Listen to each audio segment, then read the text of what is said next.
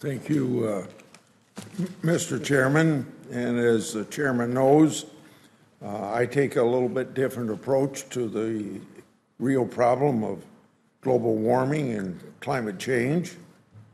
This morning, the Budget Committee holds its 12th hearing in 10 months on climate change.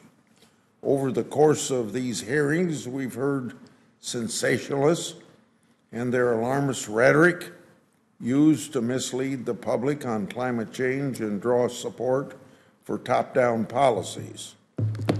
We've heard broad, unsubstantiated assertions of impending disaster and destruction, claims that aren't supported by robust review of the science.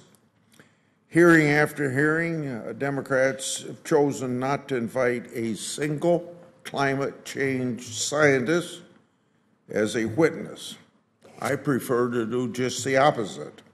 I want to learn from and legislate based upon discussions with both my constituents and experts like climate scientist Patrick Brown.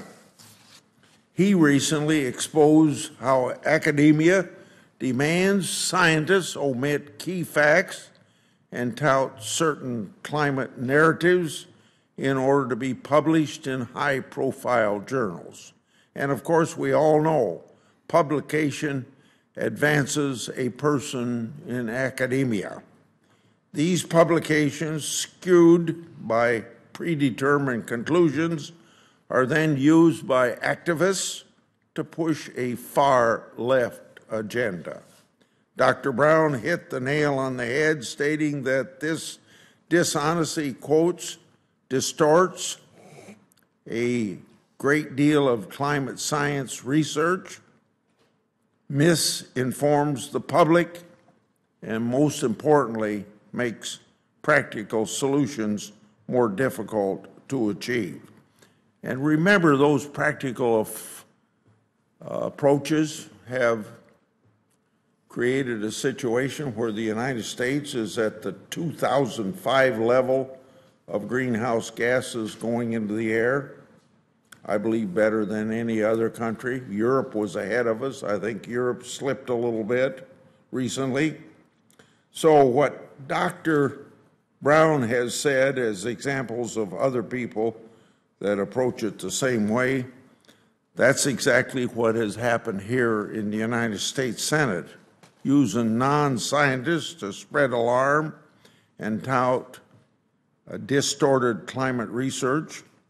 That happens to be a disservice to our constituents. This has pushed us further from finding practical solutions to adapt to climate change, and those are the solutions that I'm looking for.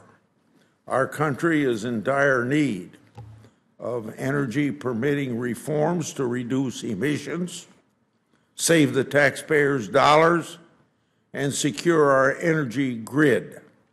Politics drives us away from reaching these solutions. What's worse is that we're $33 trillion in debt.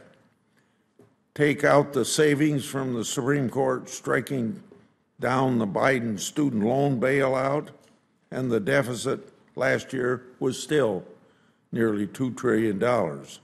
That's a larger deficit as a share of economy than all but 5 years since the end of World War II. Americans can't afford groceries and gasolines, and from Iowa even to Rhode Island, inflation is reducing the purchasing power of all Americans.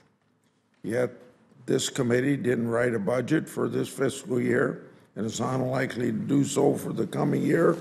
Moreover, despite bipartisan interest, this committee has been very slow in working to reform our broken budget process.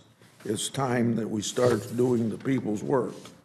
While unrelated to climate change, supply chains for many different goods face immediate threats.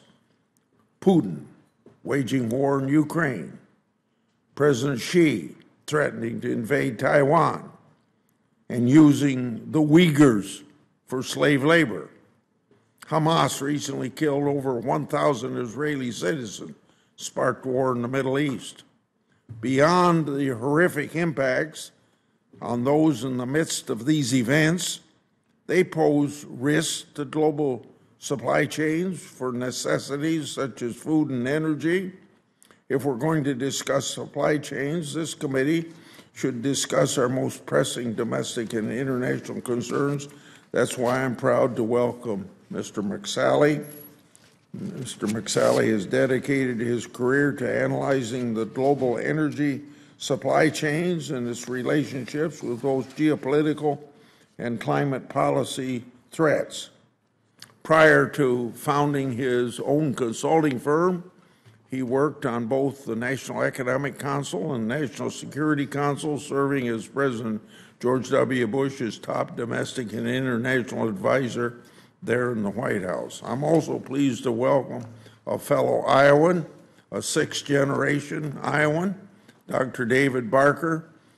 Prior to serving on the Iowa Board of Regents and building his real estate business, Dr. Barker taught economic courses at both the University of Iowa and the University of Chicago. He also served as an economist at the Federal Reserve Bank in New York, which I consider a prestigious position to be working at. Democrats in this committee have consistently expressed their belief that climate change will cause devastating shock to the global economy. We're likely to hear more of the same today. Dr. Barker, I'm looking forward to hearing your testimony on the relationship between temperature and GDP growth.